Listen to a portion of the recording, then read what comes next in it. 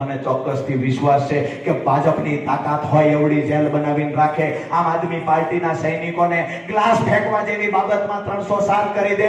મયુર સાકરિયા સુરેન્દ્રનગર આમ આદમી પાર્ટી પ્રમુખ કોલર પકડવા જેવી વાતમાં 307 કરી દીધી। ક્યાંક ને ક્યાંક જેલમાં પૂરી રાખવા માટેના પ્રયત્ન ભાજપ કરે છે। આવનાર સમયમાં બની શકે આમ આદમી પાર્ટીના પ્રદેશના ઘણા બધા નેતાઓને જેલમાં પૂરવાનું કામ ભલે ભાજપ કરતી હોય। મને વિશ્વાસ છે ગુજરાતના એ ખેડૂતો પર, મને વિશ્વાસ છે ગુજરાતના એ યુવાનો પર, જેના માટે થઈ અને અમે મોતનો કફન માથે બાંધીને નીકળ્યા છીએ। અમે મરી જઈશું તો પણ અમારી શહાદતને આ યુવાનો એળે નહીં જવા દે। ગુજરાતના ખેડૂતો આમ આદમી પાર્ટીના સૈનિકની એક સૈનિકની તાકાતને એળે નહીં જવા દે।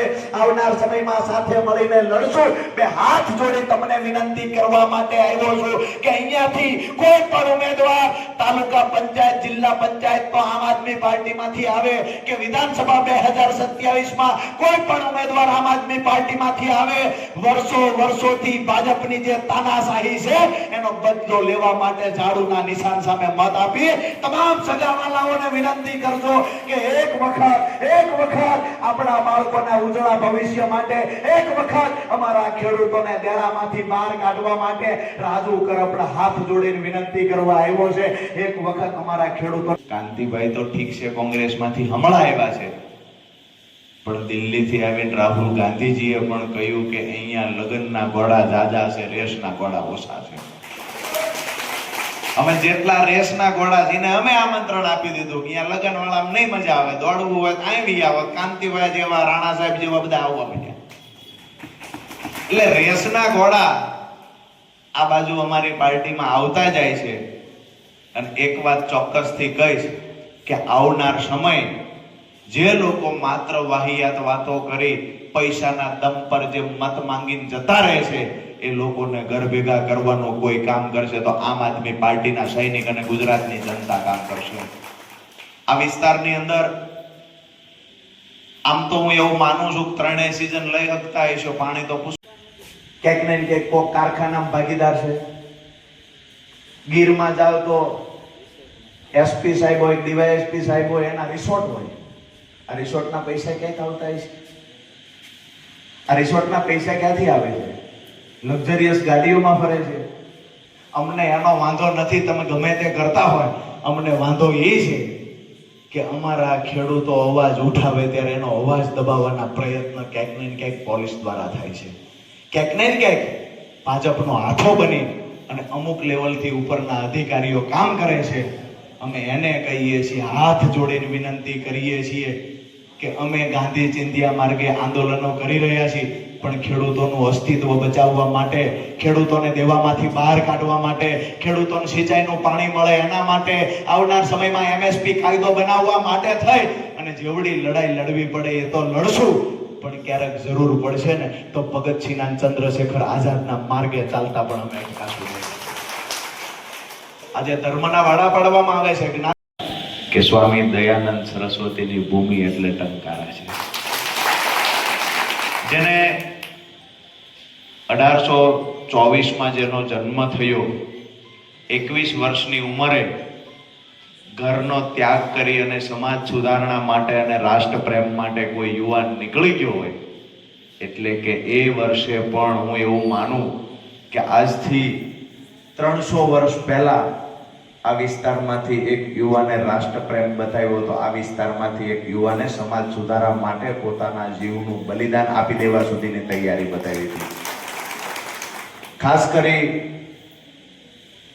અને એમનો જ એક સુવિચાર સ્વામી દયાનંદ સરસ્વતીનો કે ભલાઈનો માર્ગ છે, કાંતિભાઈ, ભલાઈનો માર્ગ છે એ ભયથી ભરેલો છે, પણ એક દિવસ પરિણામ ચોક્કસથી સારું આવશે। બીજો એક સુવિચાર એમનો છે કે મોટા માણસના અભિમાન કરતા નાના માણસની શ્રદ્ધા છે એ ઉત્તમ કામ કરી જાય છે। અહીંયા બેઠેલા આપ સૌ નાના માણસો છીએ, મારા જ આપણી સામે છે એ ભય ભરેલો છે, પણ આપણી શ્રદ્ધા અને આપણું જનૂન જે માર્ગે ચાલે છે એ માર્ગ પર એક દિવસ ચોક્કસથી સારામાં સારું પરિણામ આવશે। ભોળાનાથની સાક્ષીએ કહીએ છીએ। વાત કે એક સમય હતો, લાલ બહાદુર શાસ્ત્રીએ જય જવાન જય કિસાનનો નારો આપ્યો હતો. એને કહ્યું હતું કે આ દેશની અંદર જ્યાં સુધી ખેડૂતોની ઝૂંપડી હયાત છે, જ્યાં સુધી આ દેશની અંદર ખેડૂતો ખેતી કરી રહ્યા છે, ત્યાં સુધી જ આ દેશની અર્થવ્યવસ્થા ટકી શકશે. જ્યાં સુધી સૈનિકો પોતાના જીવનું બલિદાન આપવા માટે થઈ અને દેશની રક્ષા કરવા સરહદે ઊભા છે, ત્યાં સુધી આ દેશમાં શાંતિ જળવાઈ રહેશે. લાલ બહાદુર શાસ્ત્રીએ શા માટે કહ્યું જય જવાન જય કિસાન? જવાન છે એને પણ લાલ બહાદુર શાસ્ત્રીજીએ કિસાનનો દીકરો ગણાવ્યો છે, કિસાનના પરિવારનો સભ્ય ગણાવ્યો છે. અને આજે જવાનની અને કિસાનની ભ્રષ્ટ ભાજપના શાસનમાં એ હાલત છે. ગાંધીનગરની અંદર જવાનો પોતે પોતાનો હક અધિકાર માંગવા માટે ગાંધીનગરમાં ધરણા કરવા પડે.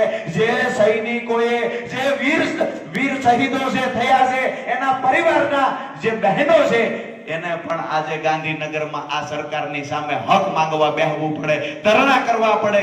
ક્યાંક ને ક્યાંક મને એવું લાગે છે કે સૈનિકોનું અપમાન કરનારી ભાજપના પાપનો ઘડો ભરાઈ ગયો છે. જે યુવાનોએ પોતાની યુવાની ઘસી નાખી બોર્ડર પર ઊભા રહીને, જેને પરિવારનો ત્યાગ કરી અને દેશની સુરક્ષાની ચિંતા કરી છે, જે બોર્ડર ઉપર સીમાડા હાચવીને ઊભા થયા, એ યુવાનો જ્યારે રિટાયર થયા, જ્યારે નિવૃત્ત થયા પછી જે ખરેખર એમને નોકરી આપવાની હતી, એમના માટેની જે અનામત છે, આ અનામતમાં પણ ગોલમાલ કરી અને સૈનિકોને નોકરીથી વંચિત રાખવાનું કોઈ કામ કરતું હોય તો ગુજરાતની ભાજપ સરકાર કરી રહી છે.